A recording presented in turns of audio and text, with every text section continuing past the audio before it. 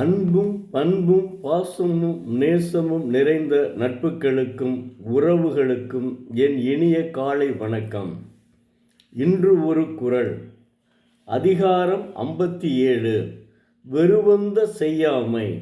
குறள் எண் 562.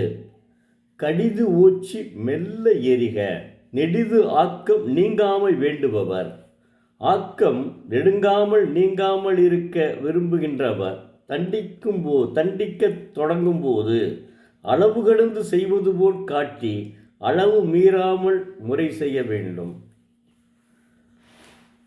தெய்வப்புலவர் திருவள்ளுவர் அரசு நெடுங்காலம் நீடிக்க வேண்டும் என்று நினைத்தால் ஒருவன் தவறு செய்துவிட்டால் அவனை தண்டிக்க வேண்டும் என்று நினைத்தால் அளவோடு தண்டிக்க வேண்டும்.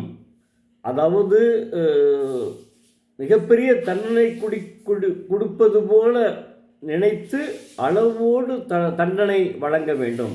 அப்போதுதான் அவருடைய அரசு நீடித்து நிற்கும்.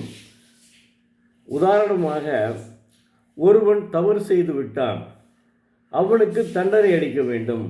அந்த அரசன் என்ன செய்ய வேண்டும் என்றால், மிக அளவோடு தான் தண்டிக்க வேண்டும்.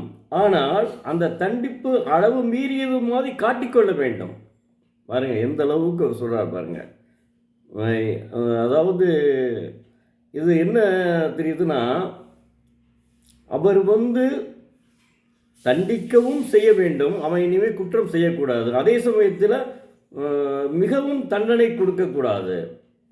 தண்டனை மிகவும் பெரிய தண்டனை கொடுத்தது போல நடித்து சிறிய தண்டனை கொடுத்து அவனை ஒதுக்கிவிட வேண்டும். அதனைத்தான் செய்கிறார் தெய்வப்புலவர் அதனைத்தான் தெய்வப்புலவர் திருவள்ளுவர் அரசனுக்கு அறிவுரை கூறுகிறார். அரசனுக்கு எப்படிலாம் அறிவுரை கூறுகிறார் பாருங்க. இதை நீங்கள் கொஞ்சம் லைட்டாக சிந்தித்து பார்த்தீங்கன்னா தெரியும். இளங்கோவடிகள் சிலப்பதிகாரத்தில் எப்படி கோவலன் கொலை செய்யப்பட்டான் என்பது தெரியும். இதை நான் இப்போ இந்த குறளுக்கு ஏற்றதல்ல, இருந்தாலும் உங்களுக்கு ஓரளவு தெரியும். அதனால் தெய்வப்புலவர் எந்த அளவுக்கு அரசனுக்கு அறிவுரை கூறுகிறாள் என்று தெரிஞ்சுக்கொள்வோம். குற்றம் செய்துவிட்டான், அவனை தண்டிக்க வேண்டும். அவனை அளவு மீறி தண்டிக்காமல் அளவோடு தண்டித்து, அளவு மீறி தண்டிக்கிறது போது காண்பிக்க வேண்டும், ஆனால் அளவோடு தண்டித்து அவனை விடுவிக்க வேண்டும் என்று சொல்கிறார். வாழ்க வள்ளுவம், வளர்க அவர் புகழ். நன்றி. மீண்டும் நாளை பார்ப்போம்.